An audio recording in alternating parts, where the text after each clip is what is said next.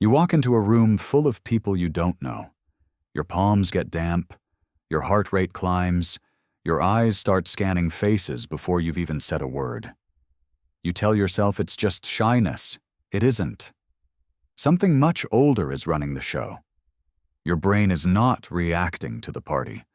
It's reacting to a threat assessment that was written into your neurology hundreds of thousands of years before parties existed. You feel awkward. Your ancestors felt something closer to danger.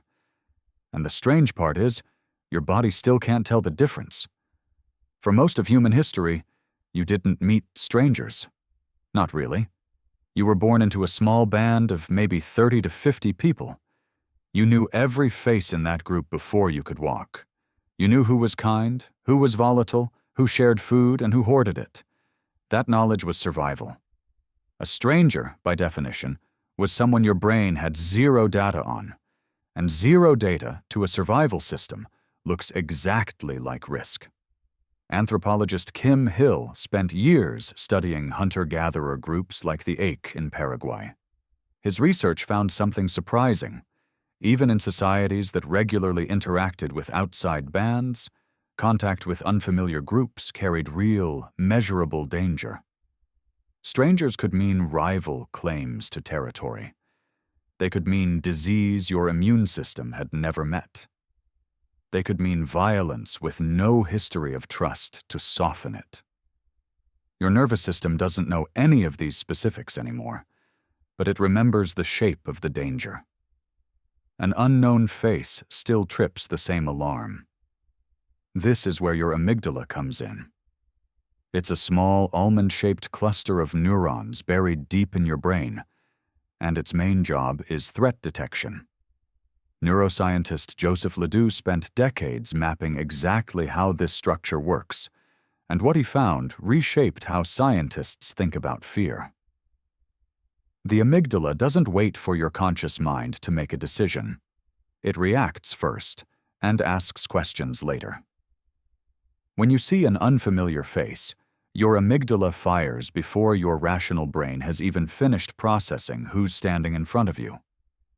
That racing heartbeat at the party isn't overthinking. It's a threat circuit doing exactly what it evolved to do, just aimed at the wrong target. But here's where it gets stranger. This isn't only about danger, it's about identity. Psychologist Henri Tajfel ran a series of experiments in the 1970s that became some of the most cited work in social psychology. He divided people into groups using something almost comically trivial, like a coin flip or a preference for one painter over another. Groups that had no history, no shared culture, nothing real connecting them at all. And still, people favored their own group. They allocated more rewards to strangers who happened to share their meaningless label, and fewer to strangers on the other side of it. Tajfel called this minimal group behavior. What it revealed is unsettling. Your brain doesn't need a real reason to draw a line between us and them. It only needs a line. And once that line exists, strangers on the other side of it feel different. Not necessarily dangerous, just less known, less safe by default. Why would a brain be built this way? Because for nearly all of human evolution, your survival depended entirely on your group. Anthropologist Robin Dunbar proposed a now famous idea that the human brain evolved to comfortably track relationships within a group of roughly 150 people. Not thousands, not millions. 150. That's the rough ceiling of who your ancestors could realistically know, trust, remember, and predict. Beyond that number, faces blur into a category. And that category is simple. Not one of us. Inside the group, cooperation kept you alive. Someone watched your back while you slept. Someone shared meat when your hunt failed. Someone warned you when predators or rival bands were near. Outside the group, none of that was guaranteed. A stranger hadn't proven anything yet. No history of reciprocity, no evidence of trust. Just an unknown quantity standing in front of you, and unknown quantities were exactly what got early humans killed. So your brain built a shortcut. Familiar equals safe until proven otherwise. Unfamiliar equals risk until proven otherwise.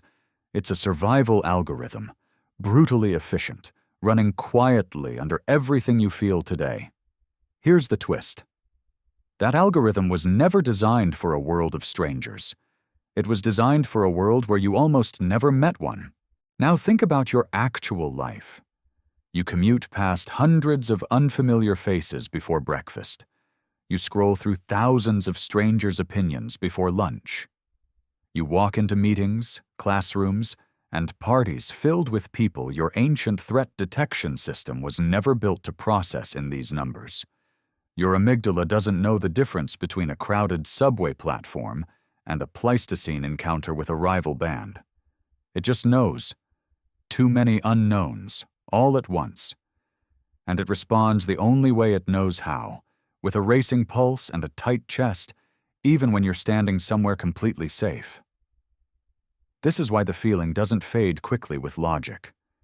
You can tell yourself consciously that nobody at this party wants to hurt you. Your amygdala doesn't take instructions from that part of your brain. It processes faster than conscious thought, which is exactly why just relax almost never works in the moment. You're not failing to calm down. You're fighting a system that evolved to override calm on purpose. There's something else worth noticing.